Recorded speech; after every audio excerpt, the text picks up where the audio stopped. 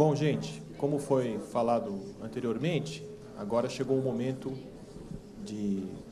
da nossa sala de visita, né? Então, vamos compor a sala de visita. Vou convidar a Françoise, o Iô, o Paulo, e para mediar o debate, gostaria de chamar a Lúcia Monteiro, que é editora da revista Bravo, jornalista, pesquisadora. Ela vai mediar o debate. Então, por favor, vamos compor a nossa sala de visita. Então, outra coisa, para os que nos assistem online, comentários e perguntas podem ser feitos pelo e-mail fundap.vc@fundap.sp.gov.br. E para a plateia, quem quiser fazer alguma pergunta, nós levamos o microfone aí para vocês. Eu vou pedir só para que as pessoas esperem o microfone chegar até vocês e que fiquem em pé, porque como está sendo transmitido online, então facilita, né? Então, esperar chegar o microfone para que vocês fiquem em pé para fazerem as perguntas, tá bom? Obrigado. Oi, então, eu acho que eu pensei em começar propondo uma questão para todos os participantes da mesa, e aí depois, quem tiver pergunta, levanta a mão e eu vou passando a palavra. Pensei assim, achei interessante o que o Paulo falou dessa ideia de museu subterrâneo, e pensei que talvez seria interessante você e a Françoise e o Iô talvez também falar um pouco mais sobre a diferença que tem de ver uma obra de arte no metrô, no espaço público, e ver uma obra de arte no museu, né? E aí pensei um pouco no André Malraux, e é até interessante porque num outro 24 de agosto foi a data que o André Malraux chegou no Brasil, né, na missão dele em 59, como ministro da Cultura da França. É uma pessoa que é super importante para a gente pensar arte pública e políticas culturais. E então, assim, no trabalho dele sobre o museu imaginário, tinha uma ideia da obra de arte no museu como um objeto, como uma coisa morta, e que, com a fotografia, as pessoas podiam se apropriar das obras de arte e transformar, e aí ser uma coisa mais transformadora do próprio destino das pessoas. Então, queria que vocês falassem um pouco sobre isso, assim, sobre a diferença do que é uma obra de arte dentro de um museu e o que é uma obra de arte num espaço de circulação, no espaço de passagem.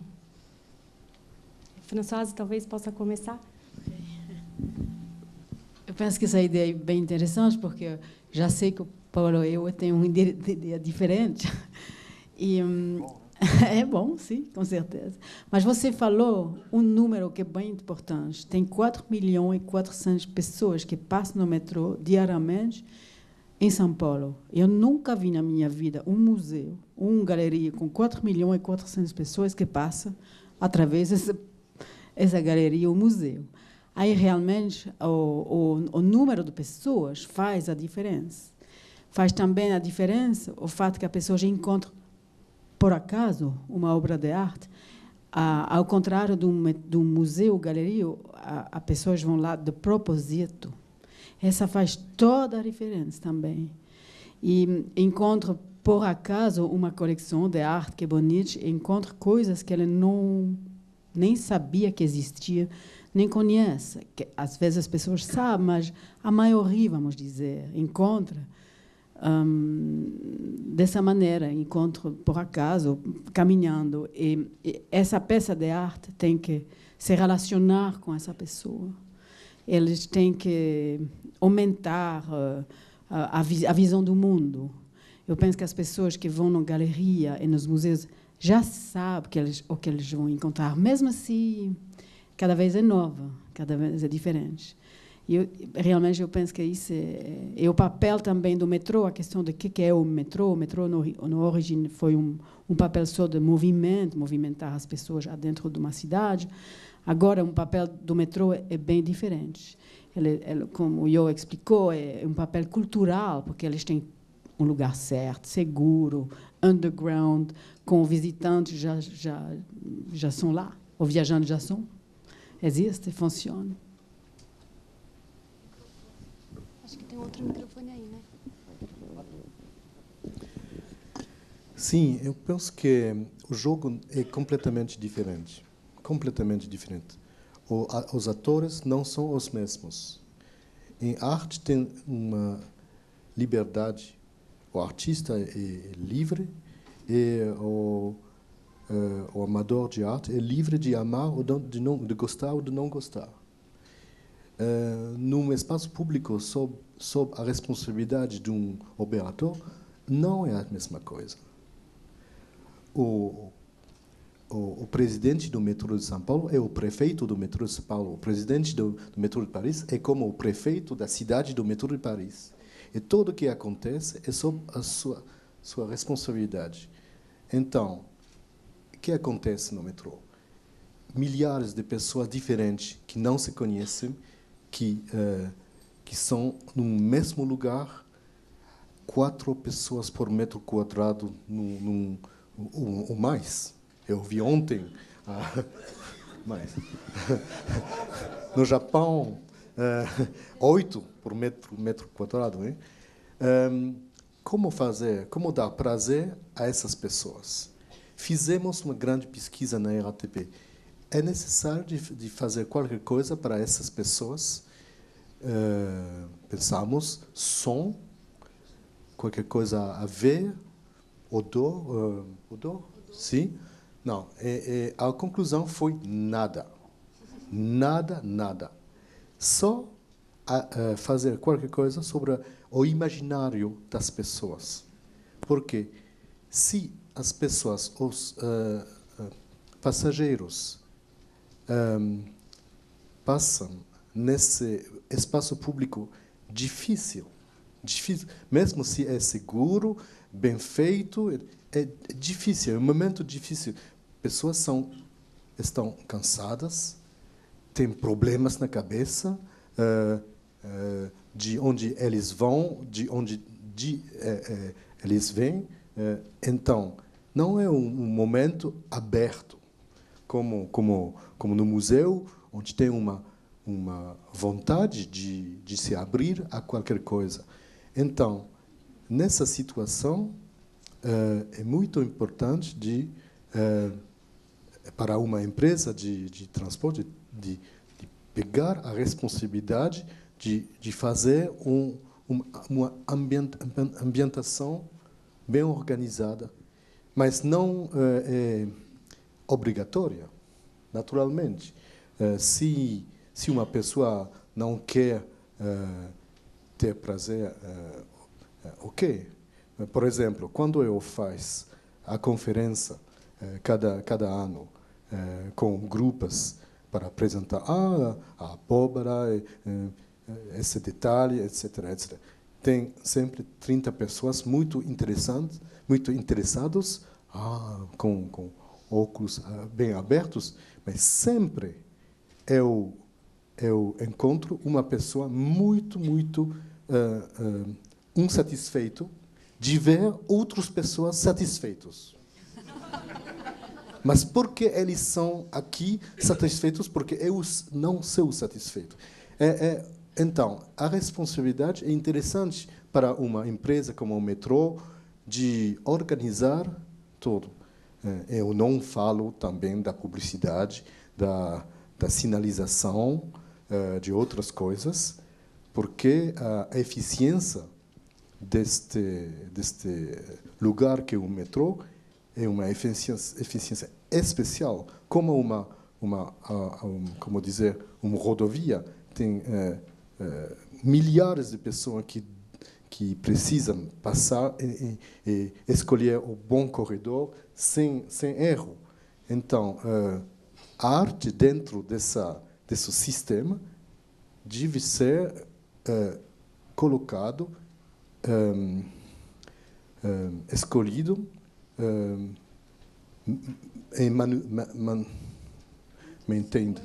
mantido muito bem com pessoas especializadas. É muito difícil.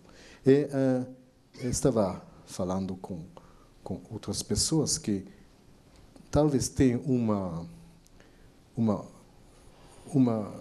importância de fazer uma rede de pessoas entre os redes que têm essa disciplina entre Hong Kong, Singapura, Paris, porque estamos muito sozinhos. 3, 4, 5, 10 pessoas, estamos 44 mil na RATP. E as pessoas que entendem essas coisas são não mais que 40. Então, encontrar as pessoas de Londres, de Berlim, de São Paulo, que entendem, é muito importante, porque é uma especialidade que não é a mesma especialidade que o arte nos museus. Definitely, in English. Bom, agora eu tenho que discordar dos dois. Eu trabalhei em museus, trabalhei na Pinacoteca do Estado, trabalhei no DPH, Departamento de Patrimônio Histórico de São Paulo, e fui um dos desenvolvedores de um projeto chamado Museu da Cidade, que propunha a cidade, baseado inclusive em Jean-Carlo Argan, a história das cidades como formação de um imaginário, a história da arte como história das cidades. E propunha um museu aberto, um museu que incorporasse os patrimônios históricos da cidade de São Paulo, os monumentos, as esculturas públicas, e trabalhasse, além dos espaços físicos fechados, a própria instância aberta, os espaços urbanos da cidade. Depois, com mudanças políticas, esse projeto foi adaptado, não funcionou mais dessa maneira, mas eu acho que a semente ficou. Também trabalhei desenvolvendo exposições e projetos dentro do metrô. E o metrô de São Paulo tem uma característica muito interessante, assim como o de Paris, que eu gostei muito da sua apresentação, e quando você falou dessas fusões, da engenharia cultural, do pensar essa utilização dos espaços de uma forma orgânica, inteligente. Se você pensar um museu como um espaço de sacrifício ou que só vai à elite, obviamente que você não pode ver o metrô como um espaço com uma característica museológica. Mas eu, conversando também agora no intervalo com uma pessoa que tem feito restauros de obras no metrô, do metrô, é o mesmo procedimento de um museu. Tem obras que, inclusive pelo acervo que foi constituído no metrô de São Paulo, tem obras que têm precisado constantemente de... Ele me falava de um caso interessante de telas que o pessoal coloca placa assim de é proibido virar à direita, é proibido fumar, é proibido parar em cima da tela, né? Então, depois tem que se providenciar o restauro. É bom para ele que tem mais trabalho, né? Mas a conservação dessas obras, como as que existem no metrô de São Paulo, exigem um trabalho museológico. Quer dizer, você precisaria ter até uma reserva técnica. Se falava do trabalho do Sérgio Ferro, que foi transferido, um trabalho de grande dimensão, que teve que ser restaurado, foi transferido para uma outra estação, né? Eu entendo isso, inclusive, como um suporte técnico museológico, né? É um acervo que requer os mesmos cuidados que que dentro de um museu. Eu acho que, por exemplo, o trabalho educativo, né, que a sua obra tem muito de educativo, e eu gosto muito de Paris, eu amo, assim, visualmente, inclusive, né, do ponto de vista estético, mas eu gosto muito de como você articula o trabalho dos teus projetos, envolvendo arte e educação, arte interativa, uma série de procedimentos que fazem com que a sua experiência, o trabalho que você desenvolve dentro do metrô, é um trabalho que poderia estar sendo desenvolvido dentro de um museu. Quer dizer, a gente não pode ver o metrô... Mas os museus hoje, na verdade, os museus também não são mais esse lugar estático, onde você tem museus muito dinâmicos. A cidade de São Paulo mesmo tem museus muito... eu acabei de fazer 2 trabalhos no Museu de Arte Sacra. O Museu de Arte Sacra está procurando trabalhar com o entorno. Nós trabalhamos o muro, a fachada do Museu de Arte Sacra e o entorno da região com artistas, porque o museu quer sair para a rua. Numa cidade como São Paulo, que está se transformando num grande museu a céu aberto, com a arte urbana, é natural que que os museus também tenham essa interação. Uma outra experiência, alguém me falava aqui, me lembrou, eu agradeço, que na estação Tiradentes vai haver uma extensão do Museu de Arte Sacra, é um projeto que já vem de anos, na estação Tiradentes do metrô. Quer dizer, o Museu de Arte Sacra vai estar, sim, dentro do metrô da estação Tiradentes, que é uma experiência inovadora, interessante, né? E que talvez faça com que parte desses 4 milhões que passam diariamente pelo metrô se interesse, inclusive, em descer na estação Tiradentes e entrar no Museu de Arte Sacra, né?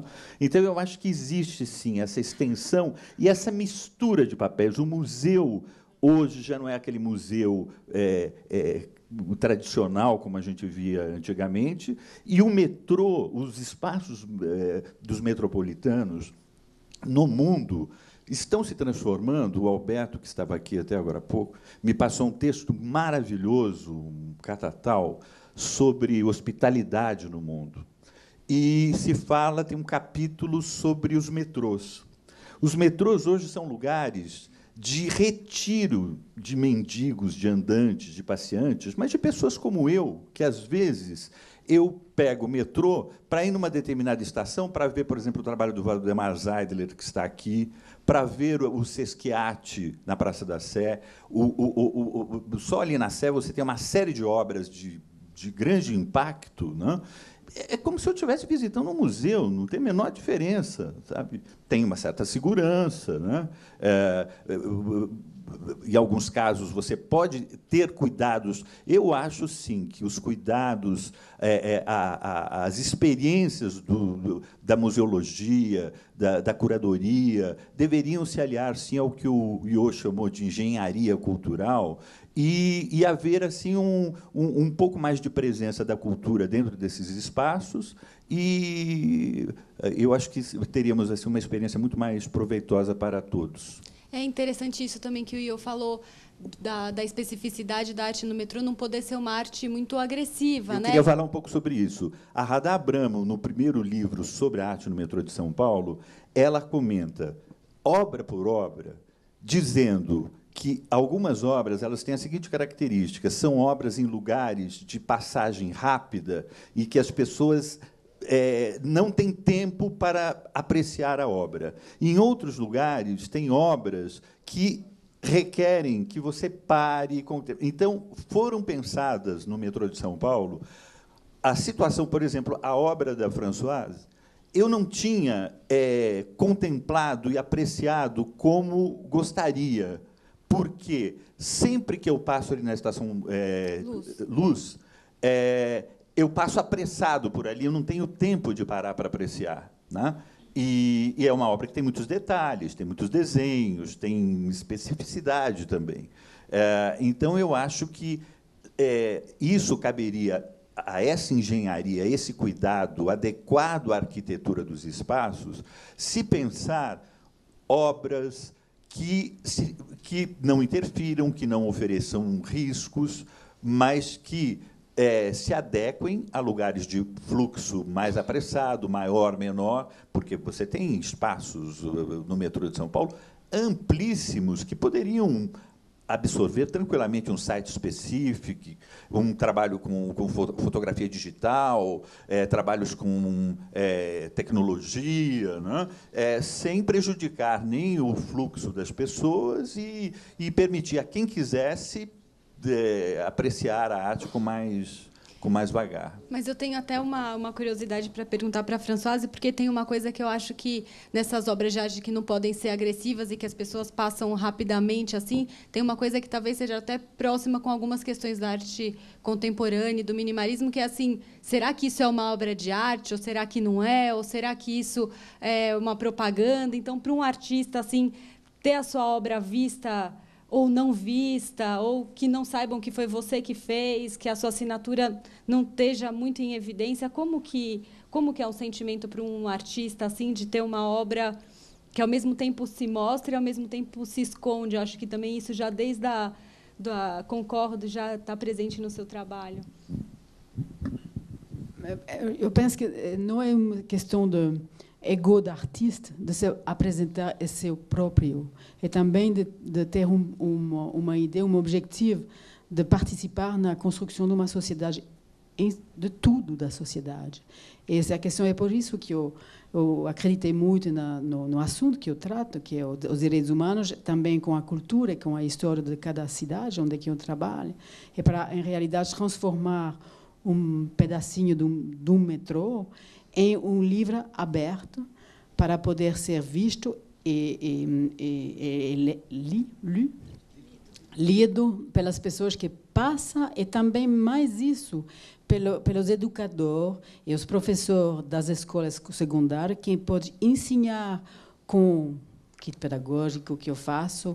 Eles ensinam, em primeiro lugar, os direitos humanos, depois vêm com as crianças, mostram os desenhos que foi feito com outras crianças no metrô, que é uma tipologia de funcionamento entre a cidade, lá no fundo, não sei aonde, longe do centro, e com o metrô.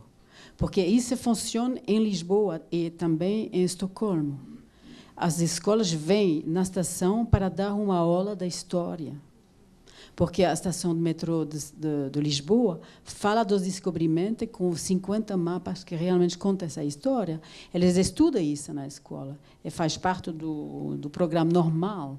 Aí, quando eles vêm na estação com o livro pedagógico que eu fiz, eles fazem ligações entre um livro, uma escola, criança, a cidade, uma estação, uma obra de arte. É um sistema de ensino, faz uma construção de cidadania e de relação entre coisas que normalmente não se toca. O metrô não tem nada a ver com educação da história do país, vamos dizer. Mas no final, dessa maneira, tem. A gente tem algumas perguntas que chegaram pela internet. Não sei se alguém na sala já gostaria de fazer alguma pergunta. Então, acho que eu vou fazer... você leva o microfone? Tá bom. Bom dia a todos. Meu nome é Salvador Carleto, eu sou da área de planejamento do metrô de São Paulo, que planeja as redes, os fluxos, as novas estações. Só um ponto inicial é que nós estamos levando hoje indivíduos dentro do metrô, 3.750.000. A gente diz 4.400.000, porque se repetem muitos nas transferências, mas almas humanas, 3.750.000.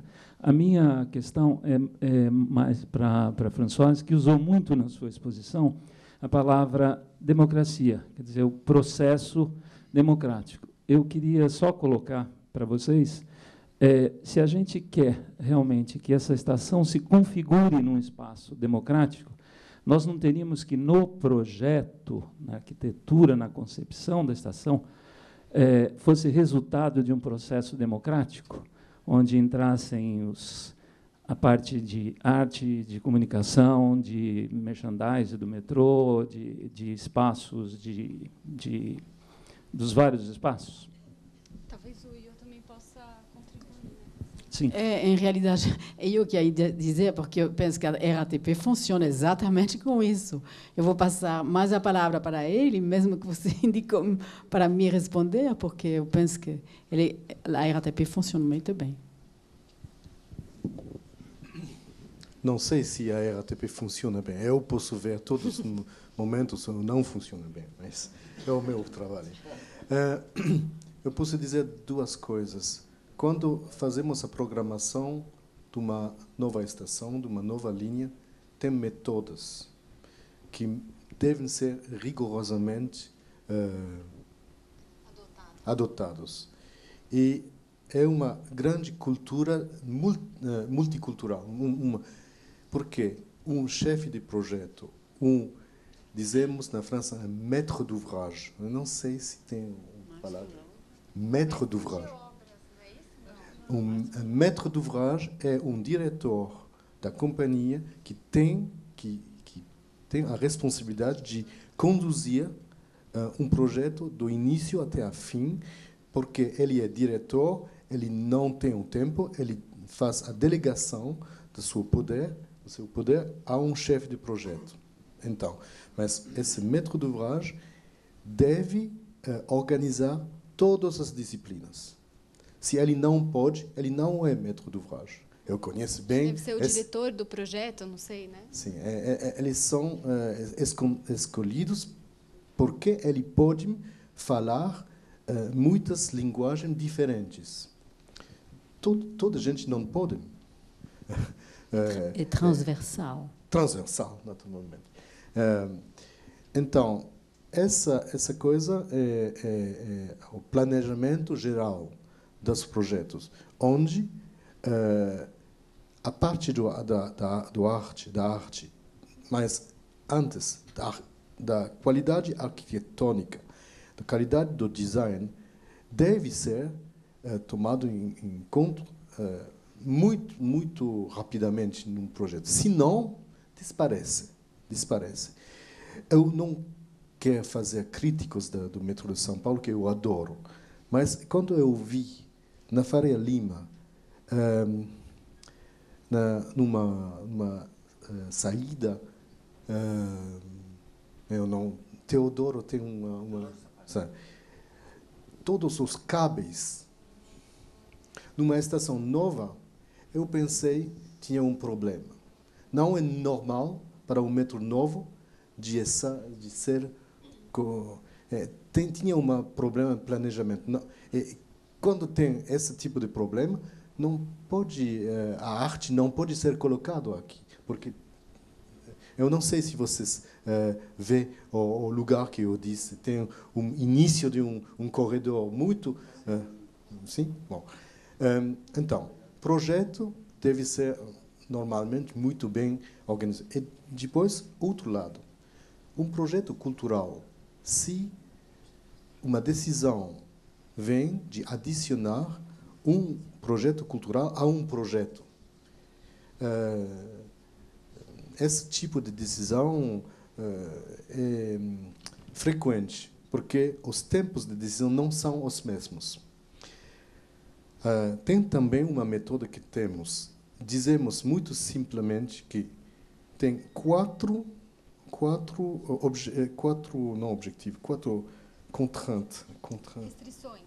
restrições, sim, mas quatro assuntos a bem ver. A ligação entre a obra e o espaço, a ligação entre a obra e o público, a ligação entre a obra e os atores institucionais que pagam, e a ligação entre a obra e o artista. Essas quatro ligações devem ser tratadas no mesmo nível. E frequentemente, as ligações entre a obra e, por exemplo, a gente que paga, são demais